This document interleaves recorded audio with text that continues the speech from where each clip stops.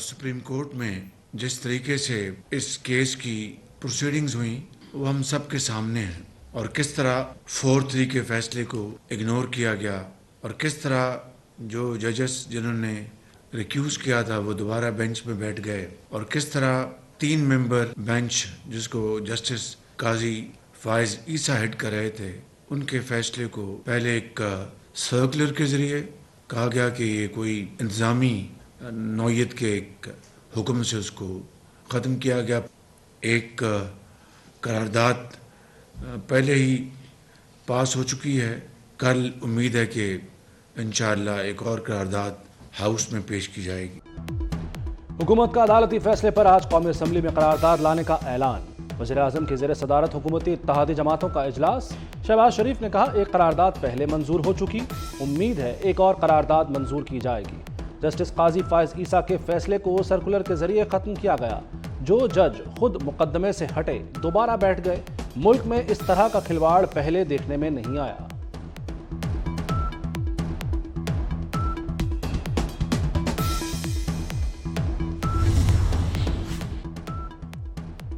Election commission ने पंजाब में इंतखाबात का शेड्यूल जारी कर दिया। सुप्रीम कोर्ट के फैसले की रोशनी में पोलिंग 14 मई को होगी।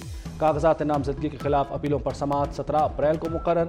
उम्मीदवारों की हतमी फहरिस्त 18 अप्रैल को आवेज़ा की जाएगी।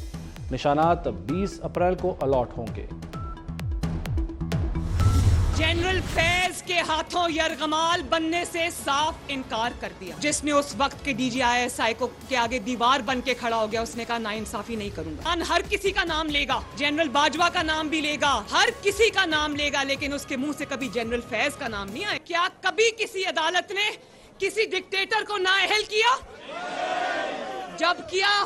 जब किया अवाम के मुंतखब वजीर आजम को नाअहल किया। किसी ने देखा कि किसी डिक्टेटर को सिसिलियन माफिया का लकब मिले? कभी किसी डिक्टेटर को गॉड फादर का लकब मिला? अक़लियती फैसला तो फैसला ही नहीं होता, इसे मानना कैसा। इलेक्शन वक्त पर होंगे। मरियम नवाज का रावलपिंडी में वकला कन्वेंशन से धुआंधार खिताब। कहा इमरान के पीछे से 3 से 4 जजेस हटा दो तो धड़ाम से गिर जाएगा। मकबूल लोगों को 3-4 जजेस की जरूरत नहीं पड़ती, जो मकबूल होते हैं उन्हें साकिब निसार, बाजवा, फैज की जरूरत नहीं होती। हम नहीं मानते कि इस मुल्क में कोई इंसाफ का अदारा है। इन्हीं अदालतों की तरफ से कायदे अवाम को फांसी पे चढ़ाया गया।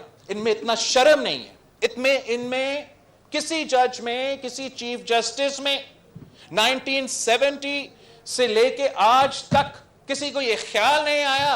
पूरे पाकिस्तान को वो लेक्चर्स देते हैं कि कौन करप्ट है, कौन करप्ट नहीं है, कौन सिसिलियन माफिया है, कौन सिसिलियन माफिया नहीं है।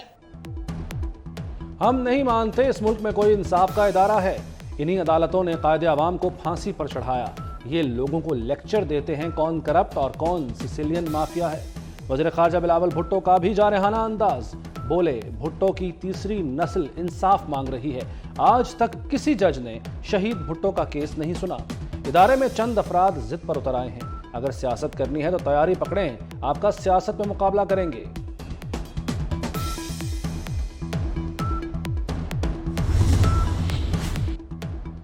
तहरीक इंसाफ को यौम तशक्कुर। कारकुनों की बड़ी तादाद लिबर्टी चौक पहुंची। इमरान खान कहते हैं आज़ादी प्लेट में रखकर नहीं मिलती, कुर्बानियां देनी पड़ती हैं। गुलाम कौमें नजरिया ज़रूरत के तहत फैसले करती हैं। सुप्रीम कोर्ट आइन के साथ खड़ी हुई, नजरिया ज़रूरत को रद्द कर दिया। इलेक्शन होंगे लेकिन अपने वक्त पर। एक आदमी की जिद और हठधर्मी काबिल कबूल नहीं। राना सनाउल्लाह का दो टोक मौक़िफ़। कहते हैं मुतनाज़ा इलेक्शन मुल्क को अफरा तफरी और अनारकी की तरफ लेकर जाएगा। अब भी मुतनाज़ा अंदाज से इलेक्शन कराने की कोशिश की जा रही है। कभी सिलेक्टेड नहीं हुए, ना अब इलेक्शन से घबराने वाले हैं।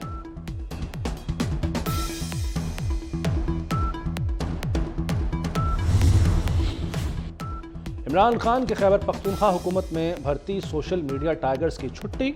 निगरान हुकूमत का PTI दौर में भर्ती सोशल मीडिया इन्फ्लुएंसर्स को फारिग करने का फैसला। महकमा इत्तलात ने इन्फ्लुएंसर्स का एजाजिया और तनख्वाह रोकने की सिफारिश कर दी। कहा प्रोजेक्ट के तमाम उमूर बंद हो चुके, मजीद जारी नहीं रख सकते।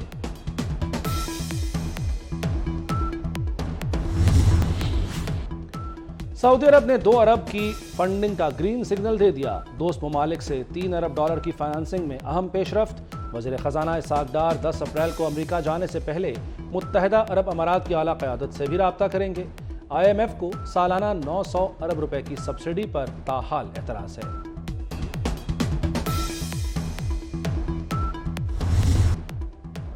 इंटरबैंक में डॉलर मजीद तगड़ा, 1 रुपया 21 पैसे इजाफे के बाद 288 रुपए 50 पैसे की बुलंद तरीन सतह पर पहुंच गया।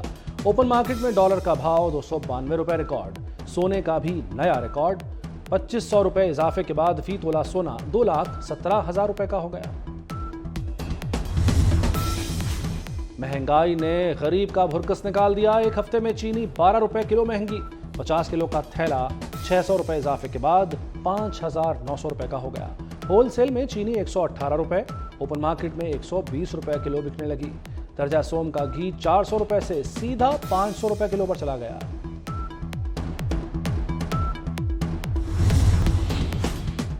सिंध हुकूमत का अवाम को सेहत की मुफ्त सहूलियात की फराहमी के लिए बड़ा कदम।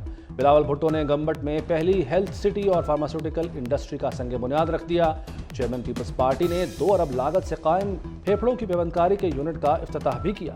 कहते हैं गंबट हेल्थ सिटी के कयाम से मरीजों को बैरून मुल्क नहीं जाना पड़ेगा।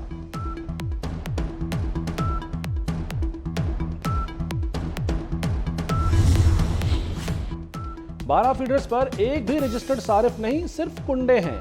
ये फीडर्स ऊपर वालों के कहने पर चलाने पड़ते हैं। पेशावर इलेक्ट्रिक सप्लाई कंपनी का नेप्रा में समात में इंकशाफ। मेंबर नेप्रा मकसूद अनवर बोले, पेस्को 17% की अफरादी क़ुव्वत के साथ काम कर रही है। इतनी तफसील में ज्यादा न जाएं। चेयरमैन नेप्रा ने कहा कि इतनी तफसील में क्यों ना जाएं, दुनिया को पता चले कि हो क्या रहा है। 12 फीडर्स की तफसीलात भी तलब। लाहौर में आंधी और तूफान के बाद तेज बारिश की entry. Davis road, Iqbal township में मूसलाधार बारिश। इछरा, कोट लखपत, गड़ीशाहू, हरबंसपुरा पानी पानी हो गए। Shalimar link road, China scheme और जेल रोड पर जल थल एक हो गया। मौसम खुशगवार, रोजादारों के चेहरे खिल उठे।